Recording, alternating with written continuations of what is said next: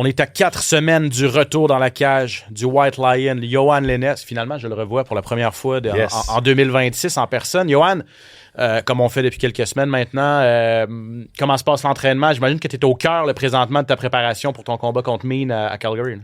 Je suis au cœur de ma préparation. Ça fait du bien parce que je me suis pris d'avance. Puis honnêtement, j'ai tellement changé ma mentalité face au combat. Souvent, j'arrivais dans les dernières semaines puis j'avais l'impression de pas en avoir fait assez. Donc là, je redoublais de volume, je redoublais d'ardeur et j'arrivais souvent à ma semaine de combat un peu fatigué. Là, c'est différent. Je me lève puis je me dis, j'ai fait le travail. Je suis déjà prêt. Je serais prêt à y aller. Je serais prêt à me battre samedi de cette semaine s'il le fallait. Je me suis fait une belle promesse à moi-même il y a de ça 10 semaines. J'ai respecté tous mes engagements. Il y a une certaine satisfaction à se dire qu'on arrive dans un combat puis qu'on n'a tourné aucun coin rond, qu'on a vraiment suivi notre mission, qu'on s'est respecté puis qu'on a fait ce qu'on avait à faire. Puis je me sens extrêmement bien, peu importe le résultat, mais je sais que ça va être tout un combat puis j'ai hâte d'aller chercher cette victoire-là. OK, ben à un mois du combat, ça ressemble à quoi là, dans une semaine typique ou une journée typique pour toi là, à ce stade-ci de ta préparation? Bon, ben j'ai décidé de vraiment prendre beaucoup plus de repos. Donc j'ai beaucoup de contrats dans les écoles et tout. J'ai beaucoup d'entraînements privés aussi. J'ai décidé de prendre le mois de février off complètement. Donc j'ai réussi à m'entraîner beaucoup le matin, pouvoir me reposer un petit peu en après-midi. Puis retourner m'entraîner le soir, que ça soit à mon gym ou ailleurs. Puis les entraînements vont vraiment se ressembler. Ça va être beaucoup de simulation de combat. On fait des rounds, que ça soit du sparring, du jiu-jitsu, plus de la boxe. On veut simuler, on veut que le plan de match soit vraiment précis dans notre tête, prédéfini. Si l'option 1 fonctionne pas, on s'en va à l'option 2. Puis c'est vraiment sur ça qu'on focus. Avoir un bon 4 semaines de visualisation puis d'organisation pour structurer le plan de match précis. C'est là-dedans qu'on est. Là. Excellent. Ben, en tout cas, on continue de suivre ta préparation ici à chaque semaine. Content de savoir que tu... Ben, c'est ça. C'est important. Tu es un gars occupé, en fait. Tu as tes business, tu as tes contrats, tu fais beaucoup de trucs dans les écoles, mais là, c'est un gros combat. Ouais. T'espères qu'il va te ramener dans les plus grandes organisations. Donc, c'est bien là, d'avoir... je suis content d'entendre que tu... C'est pas facile à faire, en fait, justement, comme tu l'as mentionné, parce que... T'as peur un peu de laisser tomber les gens par moment. Laisser tomber les gens, que les opportunités s'offrent moins à moi. Tu sais, dire non à des entraînements privés, dire non à des contrats dans les écoles, des offres que j'ai par-ci, par-là, parce que je dois me concentrer sur moi en ce moment, sur mon camp d'entraînement, sur mon repos, ma récupération, mon entraînement, qui me rapporte absolument aucun sou en ce moment. Ma blonde est en arrêt de travail. On a la maison à payer, on a une fille à s'occuper. Donc, tu sais, il y a beaucoup de choses qui viennent en considération. Fait que, mais en même temps, c'est une motivation grandiose pour moi, justement, d'aller chercher une grosse victoire. Là. Ça va finir par payer. On te le souhaite. Merci, bienvenue à tous au SOS Podcast. SOS! Attention, ça va frapper. Spectaculaire, flamboyant. Des athlètes de haut niveau. Des champions des arts martiaux. Préparez-vous, le combat commence. Dans l'octogone, Ben Baudouin. SOS Podcast! Grosse émission pour vous aujourd'hui. Merci d'être des nôtres. On revient bien sûr sur l'UFC 324. Grosse carte, hein, Yohan, cette fin de semaine. En fait, le week-end dernier, samedi dernier, du côté de Las Vegas. Et ça reprend de plus belle en plus avec l'UFC 325. Combat de championnat, Alexander Volkanovski contre Diego Lopez cette fin de semaine. Donc, on revient sur le gros UFC 324 et on met la table pour le gros UFC 325. C'est reparti de plus belle à l'UFC. Des grosses nouvelles également dans le monde des arts martiaux mixtes à la toute fin de l'émission, comme d'habitude. Mais on débute, Yohan, si tu le veux bien, avec une invitée de marque, une fille du Québec qui va se battre sur une grosse scène dans un sport et une organisation qui est peut-être un peu méconnue et que certaines personnes jugent. Et peut-être qu'en parlant avec nul autre que Jade Masson-Wang, les gens vont peut-être un peu mieux comprendre qu'est-ce que c'est la fameuse boxe à main nue, Bare Knuckle Fighting Championship. Jade qu'on retrouve en direct de la Floride où elle est installée maintenant. Salut Jade, comment ça va? Salut, ça va bien, vous autres? Ça va très bien, merci. On t'entendait, Yohan, en début d'émission, qui se prépare pour un gros combat à la fin mai. Toi, ça se passe, pas à la fin mai, à la fin février, en fait, le 28 de son côté. Toi, c'est dans une semaine, un petit peu plus, le 7 février, du côté de Philadelphie, à Bare Knuckle Fighting Championship. Tu affrontes Crystal Pittman, une fille que tu as déjà battue en plus. Tout d'abord, t'en es où dans ta préparation? Si t'entends ce que Yohan vient de dire à un mois de son combat, toi, j'imagine que t'es dans les derniers préparatifs, puis là, ben, t'as juste hâte de remonter dans la cage, là? Exact. Là. Dans le fond, là, on est c'est ça, il me reste un peu plus qu'une semaine. Fait que c'est vraiment c'est concentré plus sur le poids. La bouffe, la nourriture a diminué. Je vais commencer mon loading d'eau pour faire la déshydrate dans quelques jours. Fait que la concentration est là-dessus. Le gros travail est fait. J'ai fait mon dernier sparring mardi. Aujourd'hui, j'ai des drills techniques. Puis c'est juste les petits détails qui restent à faire. Puis la révision dans le fond, mais tout le gros travail est fait. Avant de parler du sport en tant que tel, parce que je pense qu'il faut qu'on... Bon, on est un podcast d'arts martiaux mixtes. Les gens connaissent ça, mais peut-être pas dans le fin détail et tout ça. Mais quand on regarde ta fiche, Jeanne, ça fait un certain temps aussi que tu es avec Bare Knuckle, je pense 2021, si je me trompe pas. Mais ça fait longtemps que tu t'es pas battu, là. Et je te suis sur les médias sociaux. Tu demandais un combat depuis longtemps, un retour dans l'arène depuis longtemps. Pourquoi ça a été aussi long? Tu te battais en championnat? Il n'y a pas avant ça, là?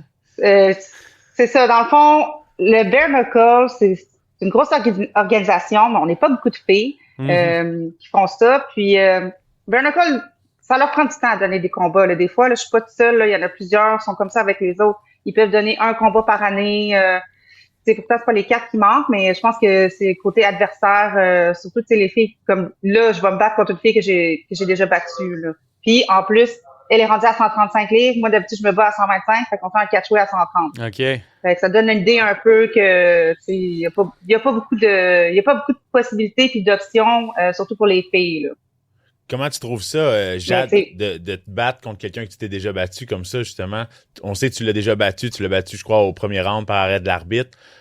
Comment tu vois... Au troisième par KO. Au troisième, OK. Par TKO. Comment tu vois cette deuxième affrontement-là? Ça va être intéressant. Ça, c'est sûr que ça va être intéressant parce que ça fait quand même 5 ans. Puis, les deux, c'était notre premier combat bare knuckle.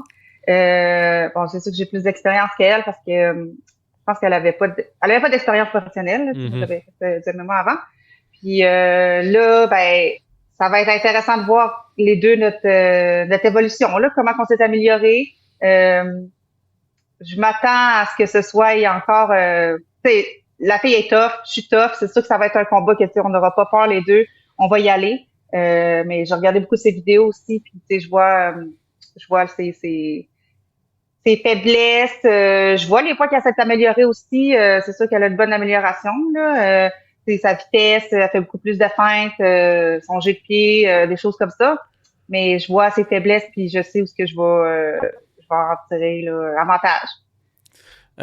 Bare Knuckle, ça le dit. Boxe à main nue. Certaines personnes trouvent ça sanglant, disons-le comme ça. De mon côté, je vais t'avouer que quand ça a commencé, je trouvais ça complètement farfelu. Je trouvais ça complètement... je trouvais ça trop. Là. Puis là, on voit des images. Ouais. C'est simplement quelques bandelettes et tout ça. Force est d'admettre qu'ils font quelque chose de bien. C'est légal dans plus en plus d'endroits dans le monde, dans plus en plus d'États américains aussi. Ça ne l'est pas encore au Québec, évidemment, mais mon opinion commence un petit peu à changer. Le marketing est très, très bon et je pense que c'est très, très populaire aussi. C'est quoi la réception des gens quand tu leur dis, Jade, que tu te bats à main nue pour gagner ta vie? Il y en a qui me disent que je suis nuts. Ouais, j'imagine. Mais non, sérieux, ici, c'est différent. C'est sûr que c'est beaucoup plus commun. Il y a beaucoup de... premièrement, ils font souvent des galas ici en Floride, au Hard Rock. Mais il y a beaucoup de fighters où ce que je m'entraîne présentement. Il y en a 2-3 autres fighters bare knuckle. C'est plus fréquent. Fait que c'est pas vu comme mettons au Québec, que c'est quelque chose qui est plus récent là. Ici, le monde sont contents. Puis quand tu reviens à la maison, quand tu reviens au Québec là, puis que tu jases aux gens, qu'est-ce qui se passe là? C'est ça, il y a un clash entre la Floride et le Québec à ce niveau-là, c'est sûr. Là. Ouais, c'est sûr, c'est ça. C'est plus connu ici là. Puis les monde sont plus réceptifs, puis ils triplent là-dessus. Oui, c'est impressionnant. C'est ça c'est un autre sport. Hein. C'est un autre sport, mais quand tu regardes ça de l'extérieur, tu peux trouver que ça a l'air un peu barbare pis tout, mais ça reste technique. Quand ça a commencé, la Ligue a été créée en 2018, fait que ça fait quand même, là on est en 2026, ça fait 8 ans, fait que c'est sûr que le sport il a évolué, le niveau il a évolué, ils sont allés chercher des bons combattants. C'est pas juste comme que les gens pensent que c'est de la bagarre de rue ou quelque chose de même. Il y a des bons boxeurs qui sont rendus là, il y a des gars du UFC aussi qui sont rendus là, des filles du UFC. Fait que le niveau a vraiment monté là. Est-ce que tu dirais, Jade, que le bare knuckle fight ressemble plus à la boxe ou ressemble un petit peu plus au MMA? Parce que moi, ce que je vois de l'extérieur, OK, oui, si on enlève les kicks, la lutte, les amener au sol, mais j'ai l'impression que d'avoir fait du MMA dans ton passé avec des petits gants te donne un certain avantage parce qu'on sait que c'est différent. La boxe de MMA puis la boxe traditionnelle anglaise. Mm-hmm. En boxe anglaise, il y a un volume de coups assez intense. On est toujours vraiment engagé, tandis que là, dans le bare knuckle, un coup de poing peut tout changer. Là. Fait que est-ce que tu penses que d'avoir une certaine expérience peut t'avoir aidé dans le MMA rendu au bare knuckle maintenant? C'est sûr que ça l'aide, puis pas juste à ce niveau-là des petits gants, aussi le clinch, parce qu'on a le droit au clinch. Fait que ça, c'est un gros avantage que, tu sais, justement avec la lutte, puis des choses comme ça, travailler avec la tête, puis d'aller chercher les points de contrôle de même. En boxe, ils font pas ça. Ouais. Puis, tu sais, on peut agripper la tête puis frapper. Fait que ça, c'est des choses que je faisais déjà en MMA. Fait que c'est sûr que ça m'aide. Mais je dirais que c'est un mix total des deux parce que oui, on n'a pas de gants, fait que ça ressemble plus au MMA, pas de gants, mais c'est que le sport, l'entraînement, c'est de la boxe. Mes sparring, c'est juste avec des filles de boxe. Fait que je pense que c'est vraiment un mix des deux. C'est un sport, c'est un autre sport. Ouais, c'est clair. Est-ce que je peux parler d'OnlyFans aussi? Parce que là, je sais que ça demeure... Les deux sont intimement liés. Je pense que même OnlyFans commandite votre combat. Vous avez fait quelque chose, toi et ton adversaire, il y a pas longtemps, un shooting photo ou du contenu pour ça. Puis toi-même, t'as écrit, on faisait du contenu OnlyFans, puis dans une semaine, on va se frapper. Puis c'est quand même intéressant. Ça risque d'être un bain de sang. C'est ça. Est-ce que cette proximité-là avec OnlyFans, puis tout ça, puis le fait, vous êtes des belles filles et tout ça, est-ce que de demander de la faire, le fait qu'il y a une demande de faire de la promotion à ce niveau-là, ça te met mal à l'aise? C'est quelque chose qui est trop, ou tout, c'est ton monde, puis ça te va là? Non. Je m'en fous complètement, sérieux. Moi, c'est mon gagne-pain aussi parce que, à voir comment ils donnent des combats, comme tu l'as dit, ça fait plus qu'1 an que j'ai pas fait de combat bare knuckle. Fait que c'est sûr que je peux pas vivre avec un combat par année et plus. OK. Fait que, oui, j'ai mon OnlyFans, il sponsorise mon adversaire. Puis depuis notre premier combat, mon adversaire Crystal, c'est devenu mon ami. Fait que, je me suis dit, tant qu'à ça, pourquoi qu'on n'en profite pas d'avoir cette amitié-là, de faire des choses justement qu'on pourrait pas faire avec d'autres adversaires, tu sais. Puis, c'est ça. On est allé prendre des photos à la plage ou des affaires de même. Mais oui, OnlyFans commandite aussi bare knuckle, puis ça fait quand même plusieurs années parce que moi-même, avant que je signe avec eux, je commençais à regarder ça, puis c'était dans le temps que, en 2020-2021, c'était Paige VanZant, elle allait faire son combat contre Raquel Ostovich, je sais pas comment le dire, là, mais en tout cas. Puis eux, c'est ça, il y avait les deux leur OnlyFans, puis ils faisaient la finale.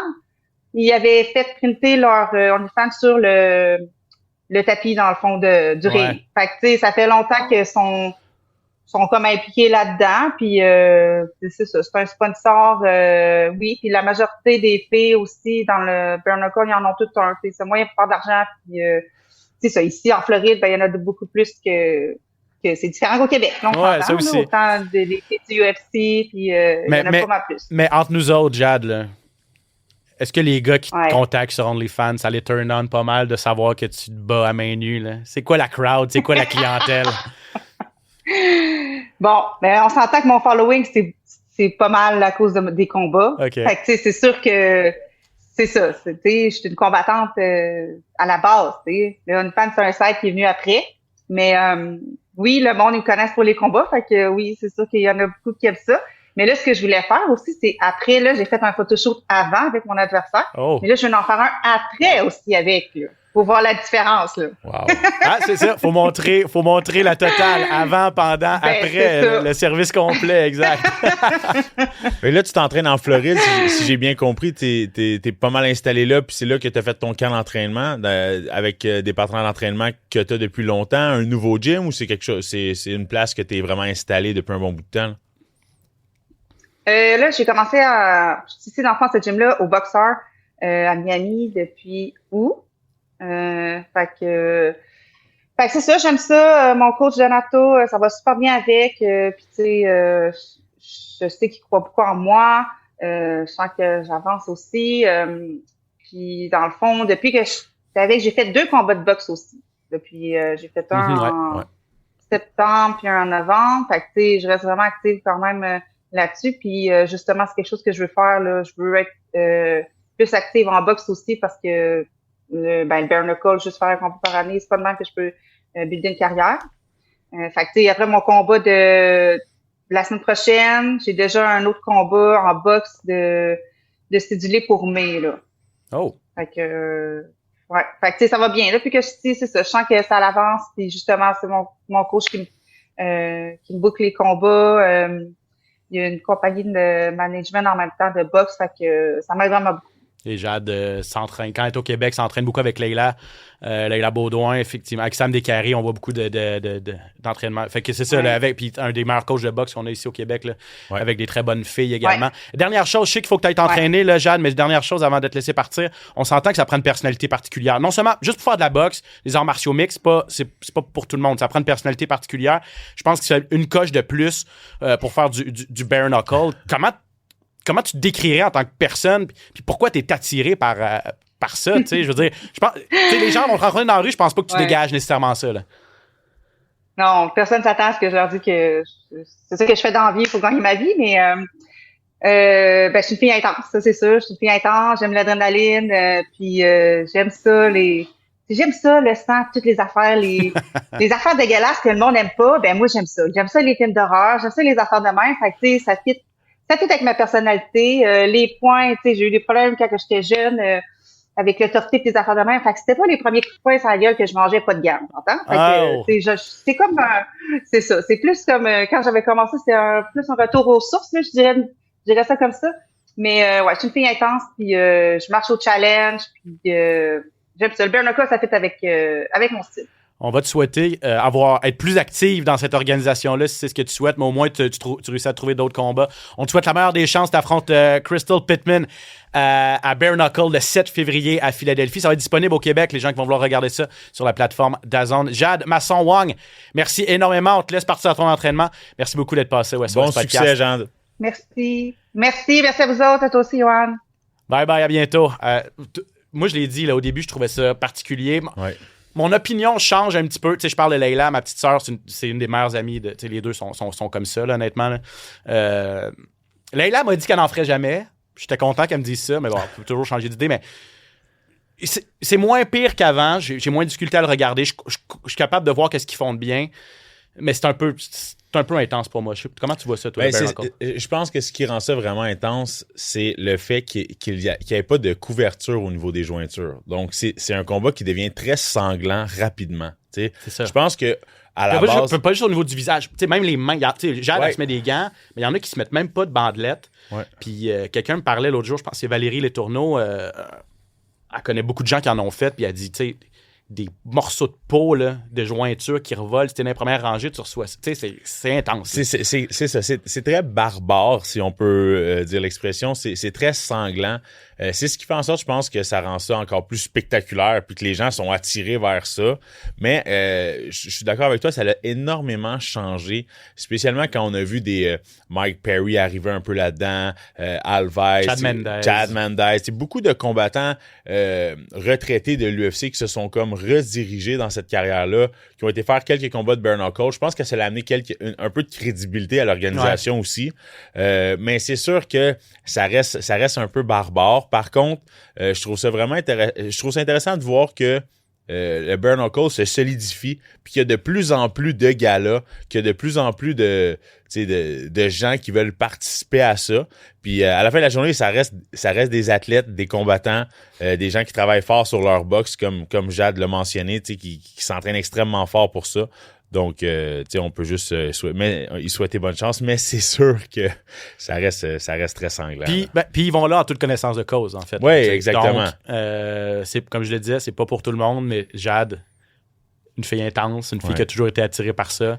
C'est ça, elle, ça prend une personnalité particulière, puis les gens qui font ça. Mais je suis d'accord avec ce que tu dis parce que moi, mes jointures me font mal lorsque je frappe et que je frappe dans un sac et que j'ai des bandages et un gant. J'ai certaines jointures qui me font extrêmement mal, donc j'imagine pas de frapper dans un front à main nue, exemple. C'est ça. Tu dois hypothéquer tes mains, c'est sûr et certain. Là. Bref, une combattante de chez nous qui sera en vedette dans cette organisation le 7 février, je le répète. OK, on enchaîne. UFC 324, c'était la grosse carte du week-end passé, la première de 2026. On donnait le coup à la nouvelle année en grand à l'UFC avec en finale Paddy Pimblett contre Justin Gaethje. Le train Pimblett a été déraillé. On en a déraillé là, parce qu'on en a parlé ici. Clairement, on voulait lui donner un petit raccourci vers un combat de championnat incontesté. Là, c'était un championnat intérimaire cette fin de semaine. Paddy, grosse vedette de l'organisation. Je sais pas si l'UFC, les grands bons sont déçus qu'il ait perdu, mais clairement, c'était une grosse bouchée à avaler. Puis Justin Gaethje, on dira ce qu'on voudra. C'est peut-être pas le combattant le plus technique, le plus propre, mais il met énormément de pression. Il frappe très, très fort. Puis quand il y a de quoi dans la tête, il l'a pas dans les pieds. Parce que tu le voyais dans ses commentaires toute la semaine, il a dit « J'ai 37 ans, c'est peut-être ma dernière chance. C'est pas vrai que je vais me laisser marcher sur les pieds puis que je vais laisser passer cette chance-là. » Il a commencé le combat en lion avec le couteau entre les dents. Il a mis la pression tout de suite. Il a ébranlé Paddy Pimblett en partant. Puis l'Anglais n'a jamais été capable de vraiment trouver son rythme dans ce combat-là. Il y avait toujours l'autre d'en face. Paddy Pimblett était à reculons constamment. Et ce qui n'a pas aidé, c'est qu'il a touché Paddy. Les gens disent que Paddy avait pas nécessairement un bon combat debout. Non, au contraire. Paddy a bien fait quand même debout. Il a touché à 2 reprises au premier round avec un bel uppercut. Et Justin Gaethje a encaissé ça comme si de rien n'était. Donc, je suis certain que Paddy, lui, devait se dire dans sa tête, Gaethje s'est déjà fait mettre knock-out par Holloway. Son menton de granit qu'il avait n'est plus ce qu'il est. C'est là que ma chance... mais écoutez, Justin Gaethje qui avançait, encaissait les coups et envoyait des gros crochets, des grosses mains droites. Moi, je pensais que le combat était terminé après le premier round, après le deuxième round. On a vu Paddy. Deuxième round, il s'est fait sauver par la cloche. Exactement. Paddy, là, les gros coups de coude pleuvaient parce qu'il s'est fait envoyer au sol. Bon, il y a eu un petit doigt dans l'œil que l'arbitre a manqué, malheureusement. En allant au sol, c'est ça, il est arrivé ça, mais tu veux pas, Paddy s'est fait un peu ébranler, s'est retrouvé sur le dos. Gaethje tout de suite a foncé. Des gros ground and pound qui a plu, des gros coups de coude. Moi, je pense, tu sais, c'est ça, sauvé par la cloche. Oui, mais sauvé par la cloche. Puis là, on peut le voir ici, là, écoutez, des gros coups, puis c'est des coups d'assommoir, là. Gaethje, là, qui frappe, qui doit être un des plus gros cogneurs là, chez les 155 livres, là, 170 livres même. Il cogne tellement fort. Puis moi, ce que j'ai trouvé remarquable de la part de Paddy Pimblett, c'est qu'il n'a lancé aucune excuse. C'est vrai. Il aurait pu parler des doigts dans les yeux, il aurait pu trouver mille une excuses. Il a dit non, j'ai eu le meilleur camp d'entraînement de ma vie.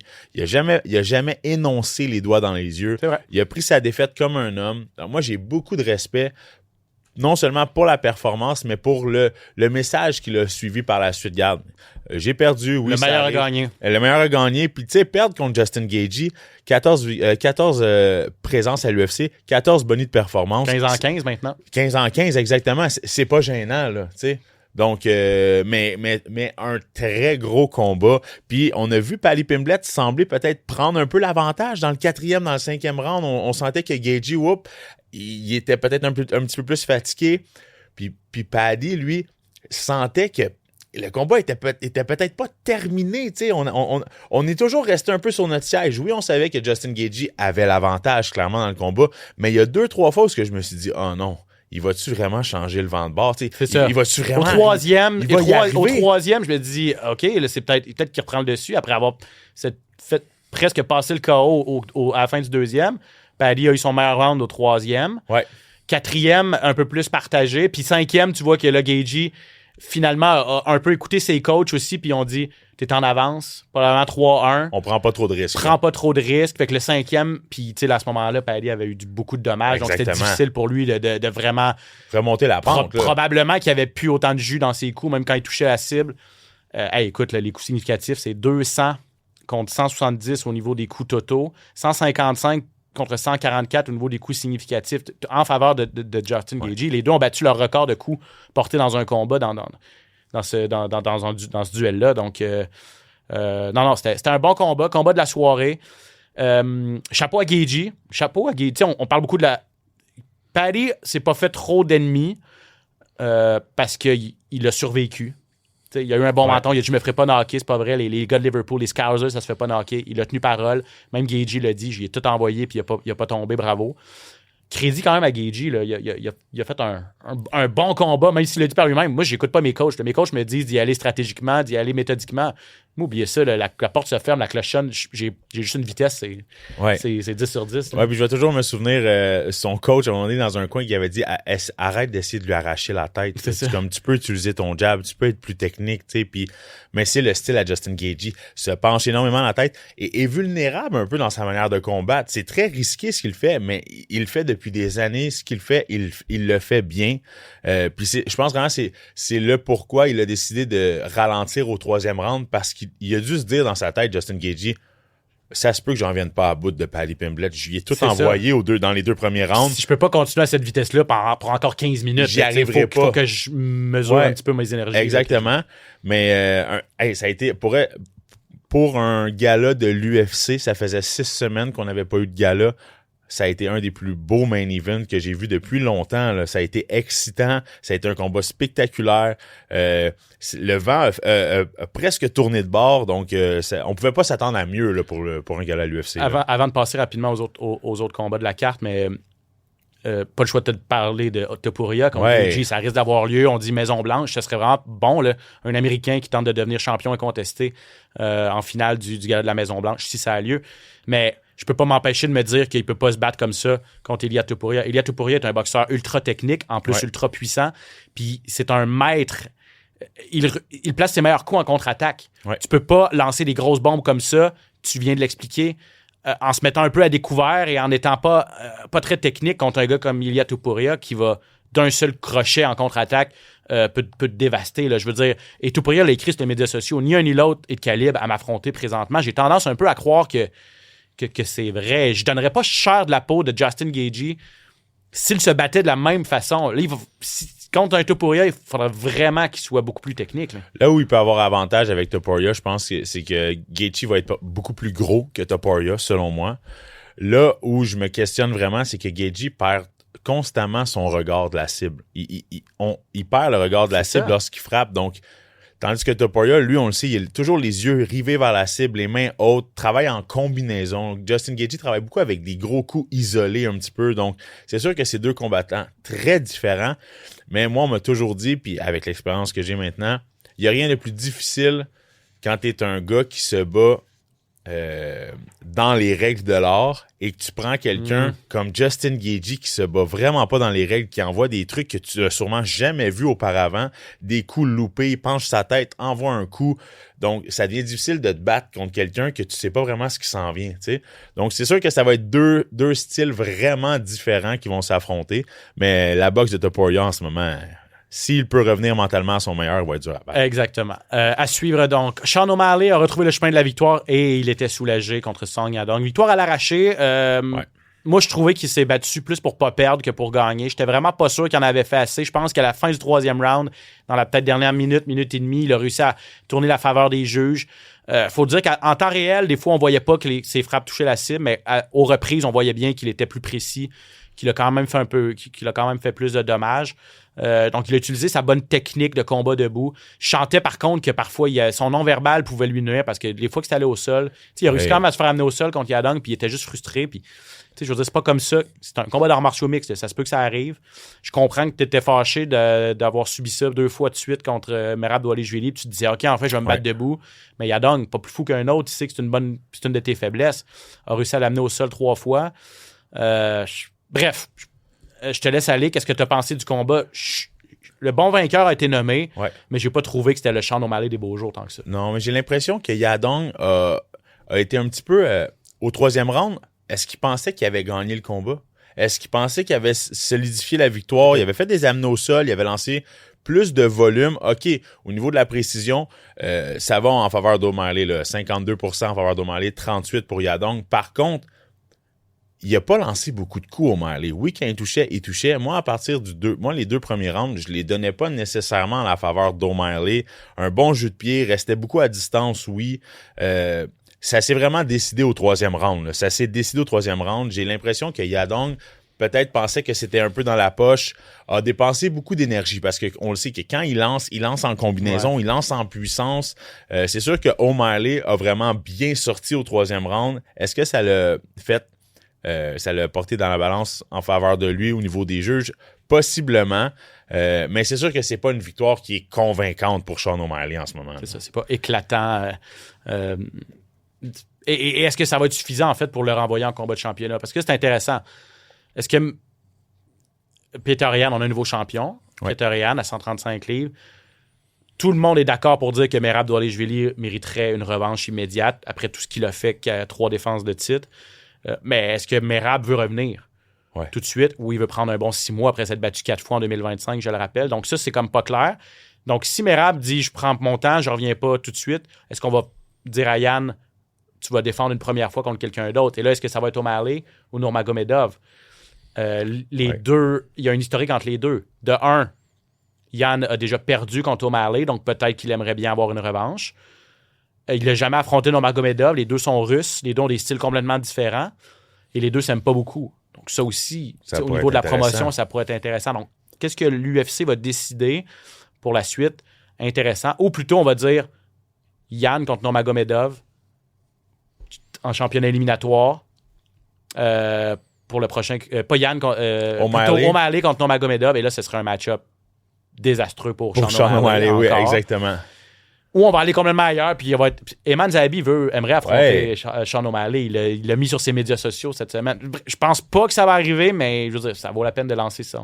Eman Zahabi qui a descendu qui a en fait monté dans les classements, qui est rendu 6e maintenant. Donc, tu sais, si on y va statistiquement parlant, puis au niveau des styles, c'est sûr que O'Malley contre Eman Zahabi serait un combat intéressant, combattant debout, deux personnes qui aiment échanger debout. De l'autre côté, Yan contre Nurmagomedov, ça serait vraiment un combat, je veux dire, Nurmagomedov qui a un bon combat debout, mais qui est vraiment un spécialiste de la lutte puis du jiu-jitsu brésilien. Par contre, avec le combat de Yan qu'on a vu contre Merab, exactement, merci, serait en mesure de tirer son fil de son épingle du jeu. Donc, vraiment, c'est à voir, là. Mais il y a beaucoup de changements dans cette catégorie-là, fait que ça rend ça vraiment intéressant. C'est ça, le fait qu'il y ait un nouveau champion. Tu sais, si ça avait été Merab encore le champion, là, tu dis, OK, il a déjà battu 2 fois O'Malley, il a déjà battu Yan, il a déjà 2 fois, il a déjà battu Nurmagomedov une fois, tu sais, il a déjà battu Sandhagen.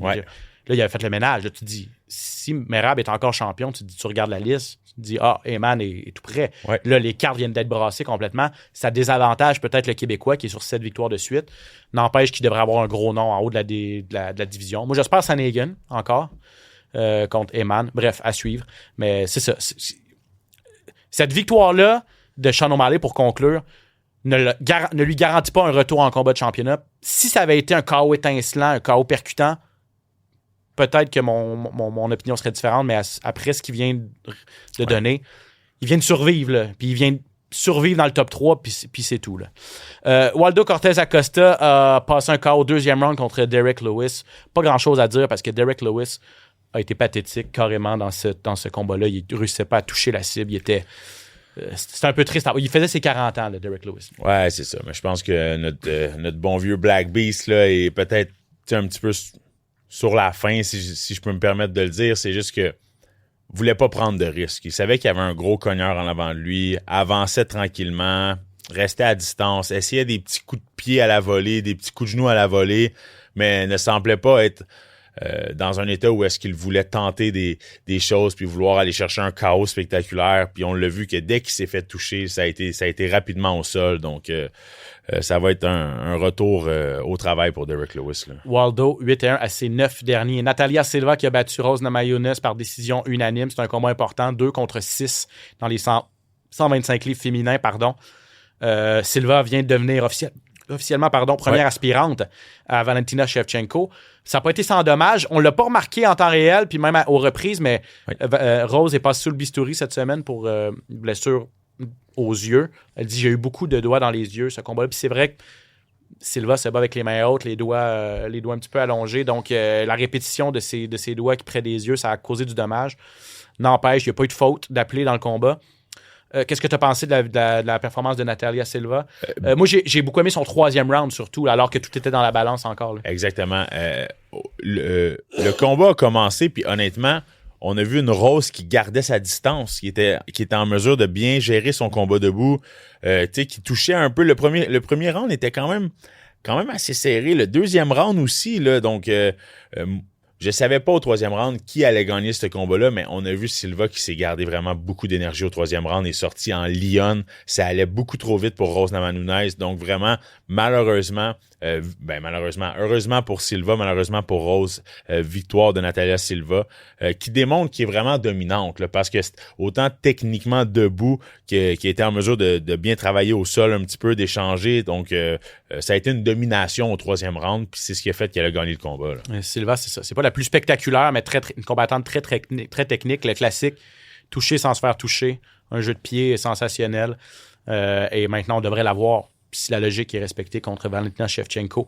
Plus tard cette année, Jean Silva, Arnold Allen sont l'avant encerclé. C'était le combat de la soirée avant que la finale survienne. Là. Ouais. C'était tout un combat. Allen a commencé ça en force, tellement un bon premier round avec ses mouvements, son jeu de pied, se déplaçait énormément, pas de cible fixe au gros cogneur Silva. Malheureusement pour Allen, et tu me corrigeras si je me trompe, tu le connais mieux que moi, mais j'ai l'impression que c'est un rythme un peu trop soutenu, un peu trop élevé pour soutenir ça pendant 15 minutes. Puis au troisième round, à partir de la mi-chemin du combat, en fait, devenait un peu plus statique. Et c'est là que Silva a commencé à toucher la cible avec ses coups de puissance. Ouais, on le sait, Jean Silva qui frappe extrêmement fort. Là, lorsqu'il envoie, il envoie pour faire du dommage. Comme tu l'as mentionné, Allen qui était tellement mobile dans le premier round, qui touchait, sortait, faisait beaucoup de mouvements, se déplaçait extrêmement bien. Par contre, Jean Silva a réussi à travailler beaucoup en corps à corps aussi, hein, amener le combat contre la cage, vouloir rendre ça un petit peu plus dirty boxing. Mm-hmm. Puis donc, je pense que c'est là que la fatigue s'est fait peut-être ressentir un petit peu du côté de Arnold Allen. Puis par la suite, les déplacements, les jambes, tout devenait un petit peu plus lourd. Puis on le sait, quand Jean Silva te frappe, tu ressens sa force de frappe. Donc, je pense que ça a commencé, plus le combat allait, plus c'était difficile. Puis Jean Silva qui est toujours très spectaculaire dans sa manière de combattre, qui sort de l'ordinaire, qui est en mesure d'aller chercher un gros troisième round. Donc, c'est sûr que Allen avait tellement bien commencé le combat. Je pense que s'il avait été en mesure de faire les 3 rounds avec la même énergie, le même volume, ouais, ça aurait été différent. Mais quand tu as un Jean Silva qui frappe comme il frappe pour faire du dommage, puis pour vraiment terminer le combat, ça devient difficile. Puis c'est un combattant qui est très physique aussi. Donc on l'a vu, là, on l'a senti qu'il était très fort, peut-être un peu plus fort physiquement que Arnie. Donc malheureusement pour Arnie, ça a été une grosse défaite là encore. Là. T'as pensé quoi de la planche de surf? Ben ça va avec le personnage de Jean Silva. Personnellement, je trouve que ça se fait pas. Je trouve que c'est irrespectueux de faire ça, de finir le combat comme ça. Tu sais, surtout qu'après, il va lui donner la main comme si de rien n'était. Fait que pourquoi te payer la tête du gars que tu sais que tu viens sûrement te battre, de vouloir l'humilier si par la suite, ensuite, tu lui donnes la main, puis là, tu veux absolument lui faire un speech en brésilien, puis que là, tes coachs lui fassent la traduction. Clairement, ça ne tentait pas, Arnold Allen, de se faire la traduction. Il avait hâte de s'en aller. Il venait de perdre son combat, donc...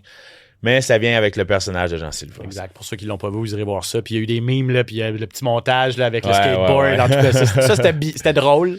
Ouais. C'est plate que ce soit au dépend d'un de tes coéquipiers du Tristar. Rapido, Nurmagomedov, on en a parlé brièvement, mais il a fait qu'une bouchée de Deiveson Figueiredo. Figueiredo qui était complètement absent dans ce combat-là. Ateba Gauthier a finalement vu une décision. Ça a failli se terminer au premier round. Poulaev a tout un menton, là, on va se le dire. Bonne expérience, je pense, pour Ateba Gauthier pour la suite. Ça va lui faire du bien là, de passer plus que 2 minutes. Puis d'avoir une vraie opposition, puis d'avoir passé 15 minutes, d'avoir essayé des choses. On voit qu'il y a des choses à travailler quand même quand tu peux pas mettre KO un gars avec un seul coup de poing. Bref, voilà pour l'UFC 324. Passons à l'UFC 325. Le temps file, puis on a beaucoup de choses à couvrir parce qu'Alexander Volkanovski revient 9 mois après 9-10 mois, là, c'était en avril dernier, pour une autre défense de titre. Encore une fois contre Diego Lopez. On a été surpris d'apprendre que l'UFC allait avec une revanche immédiate. Je pense que Volkanovski aussi a été surpris. Parce que il y a Lerone Murphy invaincu, Movsar Evloev sur toute une séquence invaincu, peut-être plus méritant, mais ça va dans la lignée des Paddy de ce monde, les Arman Tsarukyan qui sont boudés. Le message est clair, si vous voulez être en finale puis vous battre pour le championnat, soyez spectaculaire, faites pas juste des décisions. Puis on en a une autre preuve en fin de semaine. Et en fait, je pense aussi que c'est faut faire de la promotion autour de vos combats. Tu sais, des Evolvev, des Murphy, on les voit pas beaucoup sur les réseaux sociaux, pas plus que ça. Puis là, je sais pas si tu as vu dans les 2-3 dernières semaines, Tsarukyan apparaît sur les réseaux sociaux. Là, on voit plein de vidéos de Tsarukyan d'Arman Tsarukyan qui est en haut d'une montagne en train de manger quelque chose. Fait que là, je pense que les combattants réalisent que pour pouvoir peut-être aller chercher une chance au titre, il faut aussi avoir une certaine visibilité en dehors de la cage. Volkanovski, on le connaît. Un grand champion. Il a grandi, il habite toujours à Wollongong, en Australie, sur la côte est du pays. Et c'est tout près de Sydney, à peu près 80 km de Sydney. Donc, lui, c'est un retour à la maison. Ça fait presque 3000 jours qu'il n'a pas combattu à Sydney. C'était en novembre 2017. Oui, il s'est battu en Australie, mais c'était à Perth. Perth, là, c'est comme si on disait Johan Lennes, tu te bats à Calgary. T'es pas vraiment à la maison. T'es au Canada, mais t'es pas à la maison. T'es à l'autre bout complètement. Là, c'est vraiment le retour du roi Volkanovski à Sydney. Un moment qui risque d'être très spécial pour le grand champion. A lot of times you hear a lot of people talk about, obviously winning championships and all that. That's awesome. But feel-good moments, giving people moments and feelings. To be able to do this in Sydney, like with my family and friends, all the people that have supported me for so long, that can't travel to watch me fight, they get to be here this time and have that feel-good atmosphere, right? Like that moment that I want to give them, one to remember forever. Like I want them talking about that, right. Like they did in Perth, the atmosphere. The people always talk about how crazy that atmosphere was. I want that to be the same for this one, if not better. Donc, c'est bien de se battre pour la ceinture, de remporter des titres, mais si on ne peut pas le faire devant notre monde, ben ça vaut pas que ça vaut rien, mais c'est pas mal moins intéressant. Là, il peut défendre pour la première fois un titre, une ceinture chez lui, et vous l'entendez, on s'attend à une atmosphère complètement débile. Oui, puis il a l'air en pleine forme. Volkanovski, si je le regarde comme ça, je le vois. J'ai vu des Volkanovski en entrevue dans la semaine avant le combat, semblait plus fatigué, pardonnez-moi l'expression, plus vieux un peu. Ah ouais? Là, je trouvais qu'il avait l'air, je trouve qu'il semble être au sommet de ses performances. Je l'ai parlé hier soir. Là, on enregistre, on est jeudi. Je lui ai parlé mercredi autour de 17h. Pour lui, il était jeudi matin. OK.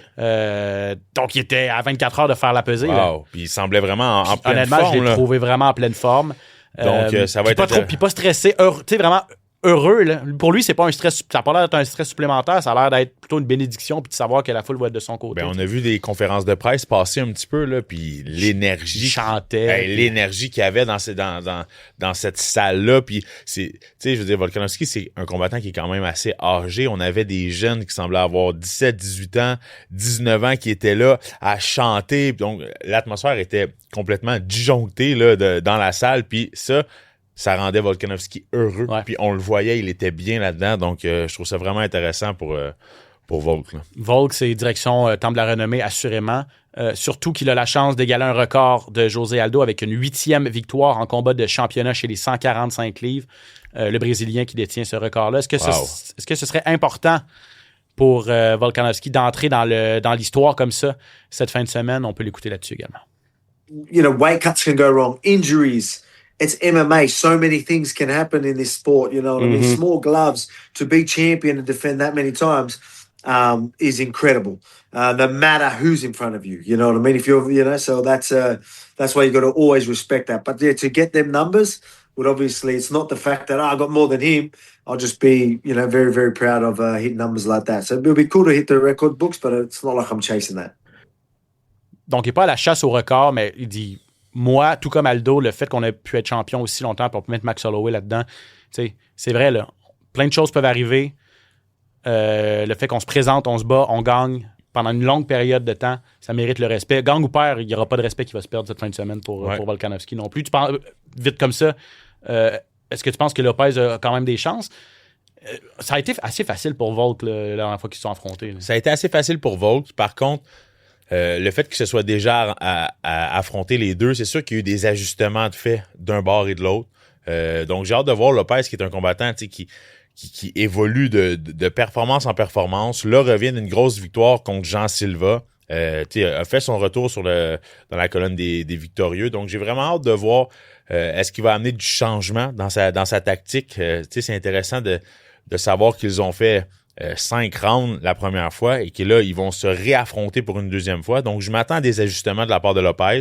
Je souhaite voir notre vieux Alexander Volkanovski garder son trône, certainement. Ah ouais, OK. Ben, c'est ça. Le gros avantage de Lopez, on le voyait, c'est son gabarit. C'est tellement plus grand, plus massif. Ouais. Volkanovski, c'est tricky parce qu'il est tout petit, mais il y a une longue allonge. Et il cogne extrêmement fort, frappe fort.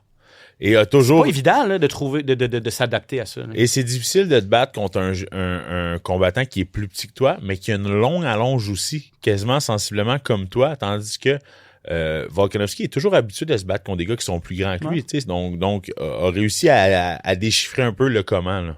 Là. Dan Hooker affronte Benoît Saint-Denis, grosse demi-finale, BSD, inarrêtable, 3 victoires de suite, 16 secondes, ça lui a pris pour battre Beneil Dariush en novembre dernier. C'est son 4e combat en 8 mois, donc lui veut battre le fer pendant qu'il est chaud. Il dit il y a des combats c'est un sport d'opportunité, les arts martiaux mixtes, et parfois on t'offre des choses qu'on peut pas refuser. J'ai parlé également à Benoît Saint-Denis cette semaine. Non, c'est un bon combat, c'est un combat qu'on pensait pas obtenir parce que on pensait que Hooker allait se reposer un petit peu après son combat contre Arman. Et du coup, on n'avait pas envisagé ce combat et c'est juste qu'on était mentalement, on était parti en vacances avec l'équipe et il a fallu se remettre dedans rapidement pour prendre une décision par rapport à cette proposition. Et on s'est tous mis d'accord pour y retourner. Dan Hooker, on le sait, a mal paru contre Arman Tsarukyan. S'est fait passer une soumission assez rapide. Il dit qu'il avait le nez cassé. Il y a eu ce fameux coup de boule, headbutt à la pesée. Ouais. Finalement, ça a fait plus de dommages qu'on pensait. C'est un super combattant, Dan Hooker. Est-ce qu'il a une chance contre Benoît Saint-Denis? Si on voit le même Benoît Saint-Denis qu'on a vu en 2025, c'est-à-dire 3 victoires, aucune défaite, 3 victoires avant la limite, autant capable de t'amener au sol, de te lutter, de te passer des soumissions, que de te mettre KO d'un seul coup de poing. Je veux dire, tu regardes ses dernières performances, tu vois pas nécessairement de faiblesse là, dans le jeu de BSD. Là. Non, c'est sûr qu'il Benoît Saint-Denis qui est très complet. 3 victoires, mais c'est surtout 3 finishes. Il a 2 soumissions, un KO contre Dariush. Par contre, Dan Hooker, qui a affronté les meilleurs. On se souvient qu'il a battu un combattant comme Gilbert Burns, qui était un peu dans son top, avait des grosses mains lourdes, était ceinture de Jiu-Jitsu, champion du monde de Jiu-Jitsu. Lui a passé le KO. Donc, de Hangman, il faut jamais le sous-estimer parce que a des bons genoux, des bons kicks, toujours en mesure de pouvoir nous surprendre quand on s'en attend pas. Puis tu sais, un style comme Dan Hooker, malheureusement, affronter Arman Tsarukyan, c'est un cauchemar pour lui, là, parce que c'est un gars qui est grand, qui est long, qui est allongé, qui est pas très physique. Puis là, de l'autre côté, t'as Arman Tsarukyan qui, lui, est un monstre, qui va avancer, qui, dès qu'il te met la main dessus, va t'amener au sol. Donc, c'est sûr qu'on peut pas se fier à sa dernière performance. Moi, je trouve que c'est un combat qui est quand même intéressant. Je souhaite voir Hooker au sommet de ses performances, et si c'est le cas, d'après moi, on va avoir tout un combat, là. En tout cas, on l'espère. Le temps file. Juste vous faire la suite là, de la carte principale. Fiziev contre Roufy. Un mot. Ça va être le fun. Wow. Ouais, 2 combattants extrêmement spectaculaires debout. Fiziev qui a battu Banamandez à son dernier combat. Roufy qui a perdu contre Saint-Denis, mais qui était sur 7 victoires consécutives avant ça. Donc, 2 combattants très spectaculaires. Tuivasa contre Teixeira. Retour de taille Tuivasa. Après quoi? C'est un do or die. On gagne ou c'est terminé là, sur 5 défaites consécutives. Par contre, ça fait 1 an et demi là, que c'est Gain, Pavlovich, Volkov, Rosenstrike, il a toujours affronté des gros noms, donc on peut pas lui en vouloir. Par contre, de l'autre côté, Teixeira, 8-1, a perdu son dernier combat par knockout contre Derek Lewis. Est-ce qu'il est complètement revenu? Encore là, combat très intéressant. Il y a 14 combattants qui viennent d'Australie sur la carte, une carte de 15 combats. Donc dans pratiquement chaque combat, il va y avoir au moins un Australien ou un Néo-Zélandais. Qui est tout près. Bref, comme d'habitude, quand on est en Australie, on met beaucoup de combattants locaux. Les heures, 17h sur TVA+, l'application, et TVA Sport Direct également. Conflit d'horaire, on n'est pas à la télévision, mais si vous êtes abonné à TVA Sport, vous pourrez nous regarder gratuitement sur TVA+, sur votre ordinateur ou votre tablette cette semaine. Et bien sûr, comme d'habitude, télé à la carte principale sur Indigo dès 21h. Rapido, on passe aux actualités.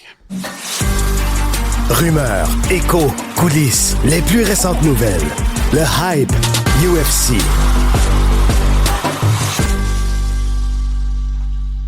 On termine l'émission, mais je voulais pas passer à côté de quelques nouvelles, notamment cette annonce d'intronisation au Temple de la Renommée de Dominic Cruz. On n'est pas surpris, c'est un beau moment. Lui, il travaillait à l'UFC 324 quand on en a fait l'annonce avec les collègues de Paramount+. Puis il savait pas, il était très surpris, ça donnait droit à un beau moment. Puis c'était une question de temps, je veux dire. C'était sûr que Cruz allait se retrouver au Temple de la Renommée. Cruz, qui est un combattant tellement spectaculaire, multiple champion, qui a défendu 7 fois son championnat chez les poids coqs. Malheureusement, qui a fait face à beaucoup de blessures dans sa carrière. C'est ce qui a fait en sorte qu'il n'a peut-être pas été encore plus haut On a été privé d'un Dominic Cruz au sommet de son art en raison des multiples blessures. Il y a eu des pauses de souvent 2 ans, 2 ans et demi. Là. Mais Dominic Cruz qui a amené une vision complètement aux arts martiaux mixtes différente. T'sais, on avait la bonne vieille boxe, les gars qui avançaient et tout. Dominic Cruz qui mixait tellement bien, gaucher, droitier, qui dansait un petit peu en même temps. Très léger sur ses pieds, un bon jeu de pied, un beau contrôle de la distance et qui était un spécialiste du je fais semblant de me déplacer, puis je sprint, puis je te donne un coup, puis je change d'angle, puis a vraiment amené une vision complètement différente aux arts martiaux mixtes. Donc, pleinement mérité, là, une légende du sport. 2 fois champion des coqs en 2011. Il a récupéré sa ceinture après une absence de presque 3 ans, là, en 2014. Champion de 2014 à 2016. A été champion WEC de la catégorie avant que ce soit absorbé par l'UFC également. 7 victoires en championnat. C'est un record de la catégorie également. Donc, félicitations à Dominic Cruz, un excellent analyste également en arts martiaux mixtes. On a perdu un combat à la toute dernière minute la semaine passée. Michael Johnson contre Alexander Hernandez, annulé, et Dana White l'a confirmé en raison de paris douteux. Et avant les fights, c'est arrivé. On s'est fait appeler. Il y a comme une entité qui surveille ça. Les cotes, disons. Puis quand les cotes changent trop dramatiquement, on lève des drapeaux rouges. Puis cette entité-là, qui surveille ça, avait téléphoné avant les fêtes l'UFC pour dire il y a quelque chose de bizarre qui se passe pour un combat impliquant Isaac Dulgarian. L'UFC a appelé Dulgarian, a dit t'es-tu au courant de quelque chose? Si tu passes quelque chose dans ton clan, est-ce que. Non, moi ça va 100%, tout est beau. L'UFC avait décidé que ce combat-là aurait lieu. Et ce qui est arrivé, c'est que Dulgarian a perdu. Et là, pratiquement. Rapidement. Pas confirmé. En fait, ce qui est arrivé, c'est qu'il a perdu. Puis tous les analystes disaient mais qu'est-ce qu'il est en train de faire là? Ouais, c'est ça. C'est un Pee-Wee qui se bat là? C'est qui ce gars-là? Ça n'avait pas de sens. C'est quoi ces techniques-là? Il fait le contraire de ce qu'on apprend jour 1 dans une classe de Jiu-Jitsu, tu sais. Puis là, évidemment, on se dit OK, est-ce qu'il a perdu par exprès? Tu sais? Donc, il a été, lui, retranché de l'UFC, tout ça. Donc, ça a causé énormément de tort à l'organisation. L'intégrité du sport et du combat a été remise en question. Et là, Dana White a dit, moi, je m'embarque plus là-dedans. J'y ai laissé une chance. Il m'a dit que tout était beau. C'était pas vrai. Clairement, c'est revenu contre nous. Maintenant, quand l'autorité, quand l'organisation qui surveille ça m'appelle, il me dit qu'il y a quelque chose de louche, tout de suite, je tire la plug. Puis là, qu'est-ce qui est arrivé? Peut-être que personne n'est en tort, là, je veux dire. C'est juste que énormément de Hernandez était le favori, puis dans les heures, beaucoup de paris sont arrivés pour Johnson. Puis là, on se dit, OK, est-ce que Hernandez est blessé? Est-ce qu'il l'a dit à quelques personnes? Quelques personnes veulent profiter du fait qu'ils sont, on dit insider trading, là, de l'information privilégiée qui sort du clan Hernandez pour dire à les gens, votez contre nous, là, il est blessé, il va avoir de la misère. On le sait pas, parce que le combat n'a pas lieu, puis on peut pas aller au fond des choses. Donc, personne n'est coupable. On a juste je pense que c'est la chose à faire, honnêtement. Ouais. Dans le doute, ça va peut-être arriver plus souvent qu'avant, avoir des combats comme ça à la dernière minute. C'est moins grave quand c'est des combats de la sous-carte ou des early prelims. C'est sûr que c'est une finale. Ça peut faire mal, ça, ouais. Mais avec les paris sportifs de nos jours, puis c'est pas l'UFC n'est pas la seule à subir ça. Là. C'est vrai dans n'importe quel sport. C'est de plus en plus difficile de contrôler ça. Puis on en voit de plus en plus. Donc, c'est bien que l'UFC a mis un drapeau rouge là-dessus puis essaie de trouver une solution rapidement. Là. Ouais, c'est ça. C'est juste c'est ça, tirer la plug. Ce combat-là n'aura pas lieu. Au pire, on va le remettre dans une semaine. On va aller au fond des choses ou dans quelques semaines. Bref. Voilà pourquoi ce combat-là n'a pas eu lieu. Et je pense qu'on s'adapte. On a fait des erreurs, on a appris de nos erreurs, puis par la suite, c'est comme une nouvelle réalité un petit peu. Ça fait pas si longtemps que ça qu'aux États-Unis, les paris sont légalisés globalement. Là, avant, c'était vraiment juste à Vegas et au New Jersey. Là, maintenant, c'est à travers le pays. Bref. Un mot sur les nouveaux bonnies. C'est sorti pas longtemps après notre dernier podcast, là, avant l'UFC 324. On a doublé. Ouais. Donc, on parle de 50 000 à 100 000 et 25 000 minimum pour des victoires dans la limite. Je trouve ça vraiment intéressant. Je pense que ça va pousser les combattants à essayer de prendre des risques, à essayer de vouloir pas nécessairement faire un spectacle, mais se laisser aller un petit peu plus. C'est très motivant. T'sais, on voit beaucoup de combattants qui sont un petit peu plus sur leur jambe arrière, qui ont peur de pas nécessairement de perdre, mais qui veulent aller à la limite, qui ça leur dérange pas de gagner en allant à la limite. Là, c'est toujours plus motivant de savoir qu'il y a un petit bonbon au bout du compte. Donc, moi, je suis complètement d'accord avec ça. S'il y avait eu ça à Contender Series, malheureusement, j'aurais sûrement eu un beau bonus de performance. Mais... Bonne nuit, des bonnes chances, ouais. Mais non, je suis très content, puis c'est parfait pour mon retour à l'UFC. Ah, exact. Puis, je regardais ça fait depuis 2006 que les bonnies étaient de 50 000. Sauf exception à quelques reprises. À l'UFC 300, on avait donné 300 000. On sait comment l'UFC génère de sous. De revenus avec ce nouveau contrat de télé à 1 milliard par année. Mais tu sais, tu dis 2006. Tu sais, mieux vaut tard que jamais. Là, c'est très positif. Mais ça faisait 20 ans qu'on était sur du 50 000. Là. Ça n'a pas suivi l'inflation. Là. Non, c'était le temps qu'on fasse un petit rattrapage. Bref, c'est ça. Personne s'en plaint, surtout pas les combattants et ceux qui sont... les combattants spectaculaires. Encore moins, eux qui sont habitués d'aller avant la limite. Johan, merci. Yes, c'est toujours un plaisir. Merci à Jade d'avoir été avec nous en début d'émission. On lui souhaite bonne chance pour son combat le 7 février à Bare Knuckle. Merci à Phil en régie. Merci à vous à la maison. Le SES Podcast disponible sur toutes les plateformes où vous écoutez vos podcasts. Également en vidéo sur tvasport.ca, sur la chaîne YouTube de TVA Sport. On se dit à la semaine prochaine pour un autre épisode. Ciao tout le monde.